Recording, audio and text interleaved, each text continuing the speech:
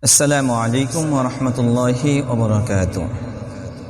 إن الحمد لله والصلاة والسلام على من لا نبي بعد أما بعد فأعوذ بالله من الشيطان الرجيم. بسم الله الرحمن الرحيم.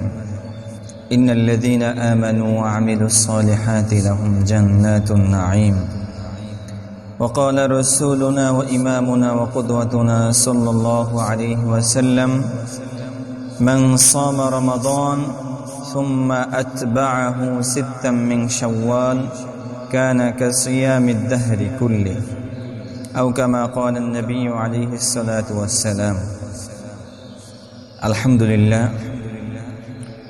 দেশের বাহির থেকে যারাই দেখছেন